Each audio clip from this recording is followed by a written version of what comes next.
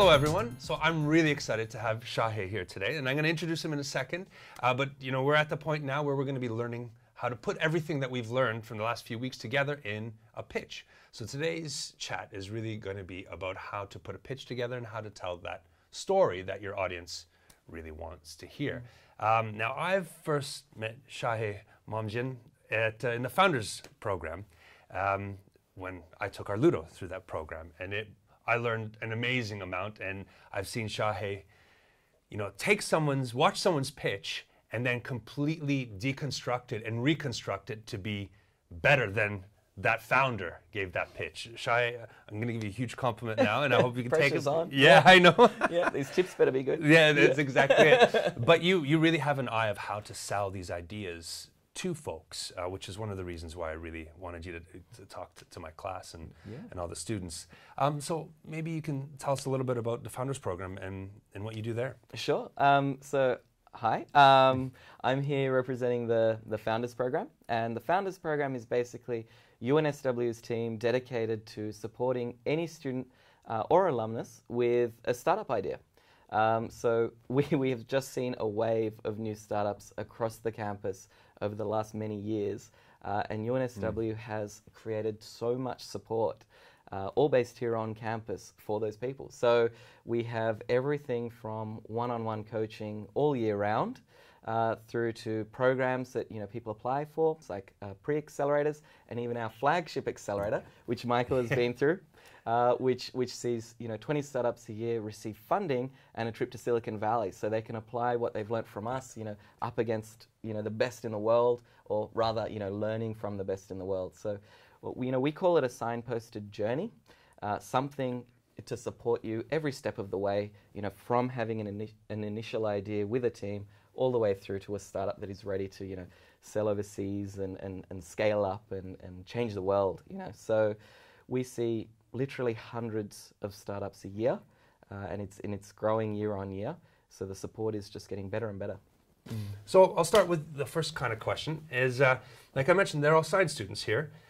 So if you were to say, how is a pitch different from a science talk or a conversation about the research that they're doing?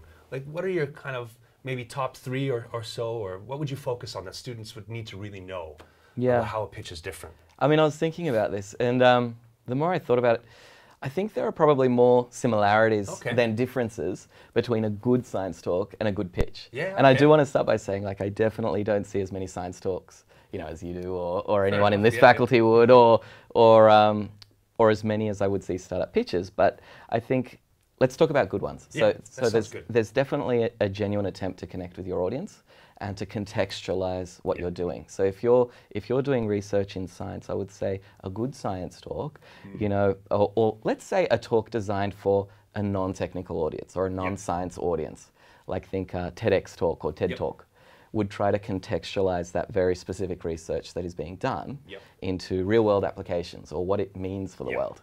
And that's how a good startup pitch begins as well. So a startup that may be working on something fairly technical, we would encourage to start with talking about the real-world application. We'd talk about problem and solution and why the world needs what they've been working on long before we actually talk about what they are working on. In fact, one of the ways a pitch often goes wrong is spending way too much time talking about how the thing works. And usually we're talking apps and websites and technology. And the audience, which is typically a non-technical audience, whether it's venture capitalists or other startup founders or potential employees or potential journalists, whatever it may be, who simply won't understand all of the technical details. So it's far more important for them at the outset to understand why. Exactly. Start with why. Yeah, so, that makes sense. So I've definitely seen good science talks, or those science talks designed for mass consumption, start that way as well.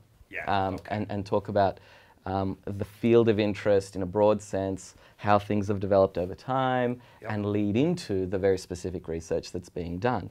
And that, from a storytelling perspective, is very compelling, but it also builds the personal credibility of the presenter as well, because someone who stands up and tells the history of a field and how things have changed and developed, and then how they got into a specific area of research, has a very powerful ethos being built there, I guess, you know, so, their own personal credibility. Yeah, fair enough. So are you suggesting that when you pitch an idea, you're doing that same kind of thing?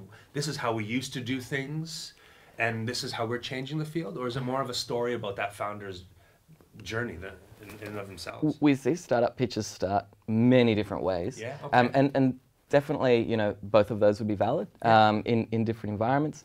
I think that we're under a lot of time pressure as well. So when you're doing these startup talks, pitches, if it's 3 minutes or 5 minutes or even 10 minutes, you generally have to cover a lot of content. Yeah, okay. And so there isn't a huge amount of time to do that opening contextualization. Sure. So it's generally a 30 or 45-second story. Okay. It may be personal, it may be a statistic or an anecdote, whatever's going to work in that, you know, specific, you know, situation to really grab the audience's attention, build your personal credibility, but not necessarily by telling the whole story of a field. Now they've hooked their audience and they want to tell the story about what it is that they're doing. Is there some way that they should progress through that story? Is there something to keep that momentum going? Or a good way to keep that momentum going? You've got to have structure in any talk that you give. And the more structure that you have, particularly the longer the talk is, the easier it is to follow. Yeah. And so we talk about, as basic as it is, you know, just having a beginning and a middle and an end. Yeah, or like in a narrative sense, like the narrative, you know, the opening context, all the key characters, what you need to know about the situation, some sort of conflict, and then some sort of resolution. So that there could be an arc to it. Like in a startup pitch, for example, this is how an industry has always been. These are the big incumbents holding back progress, you know, laying down all the villains and the situation.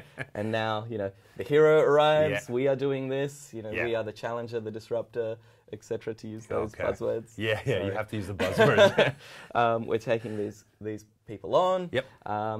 This is our technology, this is what it means. And so, you know, you probably get into some nuts and bolts there about how the business works and who the team is, and then generally end with some sort of ask. So, you know, what are you looking for? What should the audience do? So a beginning and a middle and an end. In a science talk, again, like more similarities than differences. There's that opening context, as we were saying before, leading into that specific, you know, domain expertise, that specific field of research, the specific hypothesis, you know, that we may be talking about, and methodology and research findings and whatever else. And, you know, sometimes, again, if we come back to the more TED-style talk, you'd see an ask. You know, even if the ask is to be, you know, more conscious in your day-to-day life of your impact on the environment or your carbon footprint, or to be more sustainable, or to simply recycle, or something more specifically related to the project that they're working on, that you could participate in some way, or, you know, take part in a survey or a study or whatever it may be, specific call to, you know, arms or action. Very much like a startup pitch. Yeah, well, that's really interesting because, you know, I've been doing talks for years, and I've never once had an ask in a science talk. Which is really interesting. And I realized that I've been doing it wrong. I should have been asking for collaborators, for help, for, you know, discussions about ideas. So I'm sure most of you out there probably will have that difficulty doing that as well. But it is really important to have that ask because no one does anything alone, do they? They always have help from others. And the only way to get that is for asking. It's a super important message for young scientists, you know, you know, watching that it can feel very isolated in academia, and that's what I've heard from academics. And, you know, to start your career with that mindset, calling for collaboration and talking to other people about your work and welcoming support externally. I mean, ultimately, an academic these days is a lot like an entrepreneur. Very true. You Absolutely. do have an area of interest. You've got to go and get your grants. You've got to do your teaching, you know, your consulting revenue on the side as you build up the bigger thing, and then ultimately, you know, you get to have an impact on the world if you get that far, if you succeed. And for a startup, the chances of that can be extremely low, but the behaviours that are increasing your likelihood of getting there, of being open and collaborative and talking to people and are the same, having a very clear message and always asking for support, are totally the same. Yeah, absolutely. Make for a better career. Either way, even if we never get to that global impact stage. The pitch ideas that you're actually talking about here were a piece of technology or of some website or an app. Some of the students will very likely have ideas, entrepreneurial ideas that are social, that maybe don't create a product that we normally think of a product. Okay. Do you find, now you've seen a lot of social enterprises come through UNSW as well. Do you think that pitching those ideas is different, harder, easier? I think it's, again, very similar. Principally, a lot of the same elements are there. In terms of a social enterprise or a not-for-profit or a charity, often people ask me, there's no business model. Yeah. How do I talk about the business details? Of course there's a business Yeah. model. I mean, even if you rely on donations or government grants, you do need to talk about the governance structures you have in place, or the cost structures that you have in place, Absolutely. the way that you're using that money extremely efficiently, where it's going to go is still of interest to the audience, how it's going to be spent, and how it's going to be spent, very, very effectively. So there's definitely analogous content that just needs to be covered, and more than people think, straight off the bat. But on the stuff that we've already been speaking about, in terms of having a really compelling opening story and a hook, and building your personal credibility as a speaker in those critical seconds, and also just building a lot of curiosity from the audience in what you have to say, and even empathy for the problem that you have been dealing with, absolutely the same. In fact, could be even advantageous. Like in a social enterprise, not-for-profit charity, that opening hook is liable to be, much more human, much more compelling, much more emotive, and that pathos side of things is going to make a very real connection with the audience. So it can even be advantageous, I would say. And in terms of startup support, or the sort of support that anybody else would have to offer a startup, I'd say all the analogies are there. All similarities are there as well. Often we think if we're doing something good, well, people will just understand that we're doing something good, and they'll want to give us money, and they'll want, because we see all the social good that we're doing. But that's often not enough. You still have to pitch that idea really strongly of why you versus somebody else, right? Absolutely, yeah. And it's not like a hugely capitalist thing or a zero-sum game where you're going to win at somebody else's expense. But exactly. But it's also not that utopia where everybody gets what they deserve. And just because we're doing good things, we will attract all this money and attention. It is incumbent on the entrepreneur or the scientist to make what they are doing crystal clear to the widest possible audience. And so I work with a lot of researchers and academics as well, and they say, how could I explain something I've been studying for 10 or 15 years? And it's so technical, there's so much jargon. How could I possibly explain this? And I love that. I love that challenge. I know you do. I know you do. But I also know that I've never seen a situation where it couldn't be made relatable. It couldn't be made human, and easy to understand, and even useful, to the point where a surprising contribution might be made by your audience member. You might have a very interesting thought thrown back at you, or a question or an idea. And so again, to be that person who is collaborative and attracting opportunities all through their career, it is incumbent on you. No one else is going to understand. It is incumbent on you to make it clear and make it interesting. You don't have to, take it to the point of Dr. Carl and be on TV every other day and like being the face of science or whatever. But you do have to be able to speak to your family members, your friends, the pub test or the barbecue test, and talk about what you're doing in a way that is interesting and relatable. And I have found in my own experience, all the people I know who I would say are at the pinnacle of their academic, careers, or are subject matter experts, globally in a field, I've noticed things about them. One is they can tell it in a non-technical way. They can explain what they do in a non-technical way. And two is that they will do it without any judgment, or there's zero insecurity. They'll do it without making you feel silly for not understanding. And that creates the possibility for collaboration. Let's talk about some practical tips. Please. On how you could, how we typically see this sort of thing done. It could be analogy. It could be imagine a situation, if it's really that technical, you could create an analogy and tell a little story that way. Sometimes we see startups using devices like, whether Uber for or the Facebook of, or and this is a way of simplifying I think a little cheat, way of simplifying a lot of the technical stuff you've been doing and try to make it relatable, because people understand Uber, or people understand Facebook. That's a form of analogy. I think you can do better. Yeah, but use the tools that you have. Do the most persuasive thing you can do at the time. And there are others. I mean, you've got to investigate. The best way is to try things, to practice, to try different things, and to try them on audiences that you wouldn't expect. So, not your peers. Yes, but also your friends, your family, your partner, whoever you feel comfortable with. Just try these messages and then ask, what did you get out of that? Yeah. And really engage. Well, that really gets me to the next thing I really wanted to talk about, was this idea that a pitch is always really evolving, isn't it? It's never this one set. Yes, I've nailed it. I figured it out. This is the pitch that I will now be giving for the rest of my life. Yep. It's something that's always changes depending on the audience that you're talking to, investors versus colleagues, for example. Yeah.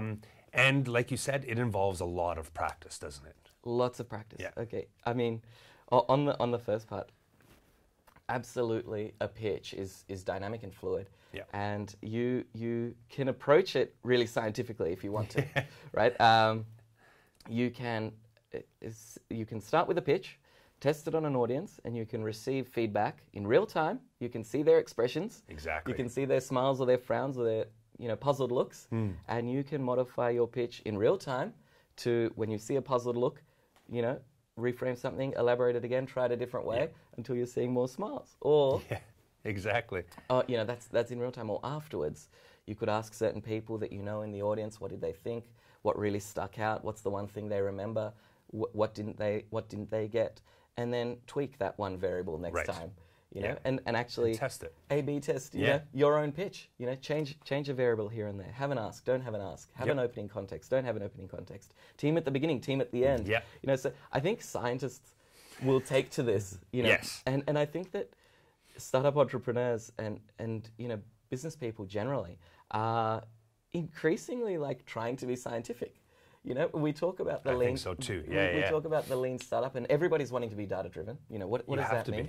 In the early stages of a startup, what does that mean? So we're coming up with hypotheses, the most critical assumptions, about our business, and we write them down on the lean canvas, and we methodically design experiments to test those assumptions and see if we're barking up the wrong tree, or we are really onto something here. We systematically tick and cross our assumptions on our lean canvas until we've got more ticks than crosses, and we might have a business. We're trying to be, I don't know if that's pseudoscience or real science, we're trying to be scientific, we really are. So for a science student to come into this contemporary world of business and entrepreneurship, I think is going to be much more like a duck to water a natural fit than ever before. And it's super surprising for them, and it's delightful. And that's why we're seeing more and more of it all the time. I'm glad, that's really great. Because I hope that's something they would have learned throughout this course, is that it is a little bit natural in that way. But it's always really nice, coming from you who've been doing it for so long, seeing that as well. Absolutely. It's fantastic. And on the second part, of your question, practice, of course. Yeah. I mean, so we spoke about potentially even A/B testing your pitch or looking for that feedback in real time. But ultimately, cliche as it is, practice, practice, practice. Yeah. We encourage people to not ever, use scripts or even use palm cards. And again, I think back to those people I know at the pinnacle of their science careers or in academic careers. They don't use notes. Absolutely, exactly. They speak. Exactly. It looks off the cuff, but it's not. It's 30 years in the making. Yeah, exactly. Or 20, 30 years in the making. So with a startup entrepreneur, they get 20 years of experience in 6 months of pitching to VC, and there was this blog post about, Canva, for example, how many 100 times, I can only imagine. The founder Melanie Perkins pitched and was rejected and pitched and was rejected, and no doubt was tweaking the pitch each time, absolutely, until she was funded, and now one of Australia's biggest companies. Unicorns. Yeah, exactly. Amazing company that even I use almost every day. Yeah, there you go. So it's like, in terms of making an impact, it can start with hundreds of rejections. Yes. And tweaking that pitch until you really do, find the story that works, find the hook that really does reach people, and of course build a product that solves that problem so Absolutely, well that people talk about it and do use it every day. Usually only have 3 to 5 minutes to kind of give a pitch. I think in this class we're going to be about 3-minute pitches. Yep. So that means you have a few slides and a story, and that story has to be pretty succinct and tell something that's compelling. Do you feel that there is a less is more kind of a feeling about pitches, or should we be cramming in as much information as we can in that 3 minutes? Okay, yeah. There are a couple of things I'd say here. So less is more, both in terms of slides, like the visual design of your slides and the content of your pitch. But you've got to know what content to prioritize. Some things can't be neglected, and some things can be tactically left out. Yeah. So you've got to think first, and I probably should have covered this first. No, it's okay. They can rewatch things. You will watch it in reverse. Yeah. Exactly. So we can start by thinking about who the audience is and what the purpose of the communication is. So there are many different pitches. And when we talk about pitching, the default is we're talking about pitching for investment to a VC audience maybe, or an angel investor audience, and we're trying to get them to part with money. Yes. But they're not all like that. True enough. Let's talk about that for a second, though. Yep. So if you want to get investment, nobody signs the check at the end of the pitch. No, exactly. The objective is to get money, but the next touch point is going to be a coffee meeting. Yep. Right. So let's say the objective of that pitch is to have one-on-one coffee meetings. What has to happen in the pitch is a very compelling, story, why you are working on this, why that matters so much, why your team, is, maybe you're not world class yet, it's still very early days, but why your team is showing very strong signs of being able to deliver that to the world, capability, track record, whatever you can. And maybe, the financials and the business side of things, but certainly not everything. Sure. Now, it would be a mistake to put up the 5-year forecast and have all the charts and tables and all the data points there, because no one's going to consume that in the 3 to 5 minute pitch. What you can say, if you tactically leave that out, is we'd love to catch up with any investors and go through the details of the financial model. So you've put up your hockey stick graph, but not the 5-year forecast with every revenue and cost item. So what you've done is you've opened up the door. There might be questions about it, and you can answer those questions and start to, continue the rapport. But then ultimately you've run out of time. Someone comes up to you afterwards and says, I liked what you're about. I liked what you're doing. Let's go over the numbers. That's when you got your objective. So less is more in terms of content, but you've got to know what to prioritize, what can and can't be left out in certain pitches, bearing in mind your objective and the audience. Right. In terms of visual design, this one's very quick. Big images, charts, few words, very few words. 6 words a slide. I mean, there are rules of thumb, like no more than 6 lines a slide, 6 words a line, things like that. But you often see very successful pitches, with just one number in the middle of the screen. One word that people need to remember, and it is about communicating ideas that stick. Right. And the reason that that's important, so one, it's important to tactically sometimes leave out information to get the next touch point. But the other thing that's important, the reason it's important to simplify so much is that, and again, it comes back to making sure your audience understands. Right. That they understand at least something that they can walk away with. And the reason for this, the reason to respect every audience, no matter how technical or not they are, is that everybody knows somebody who can help you. One of the goals of every pitch must be that an audience member can repitch. Right. Just something fundamental about what you're doing, So again, share that information, right? Exactly. Like if it's Canva, it might be, a graphic design software for non-graphic designers, or I heard it mentioned just this week, a graphic design software that means you can create a graphic in the time it takes Photoshop to load. Something memorable. Or exactly. Xero, calling itself beautiful accounting software. That's jarring. Beautiful software, beautiful accounting. That doesn't make sense. Wow. So that's the tagline they go with on every radio ad or whatever it may be. So this message that sticks is really important to craft. Right. The more it can convey about your actual business and what you're doing, the better. Right. And if an audience member can repitch it for you, then that's it's the ultimate. Huge win. Because you never know who they're going to connect you with. You never know how your word of mouth, how that helps your business. Absolutely. Overall. Yeah. So there you go. So practice, practice, practice. Then when you're done, practice some more. Talk to one another about your ideas, and even pitch to one another in your own group. And then start pitching to friends. Start fixing those slides. Yeah, so this is a little bit of a taster of what you can expect to do in the next class, and then we'll be working together on, and we'll be helping you with, of course. And then hopefully one day your idea gets to that point where you can come to Shahe. Come and see us at the Founders Program. Yeah, that'd be amazing. They are pretty incredible. So, Yep. Shahe, thank you so much. I really appreciate all your time. All the best. Thanks, guys. Thank you.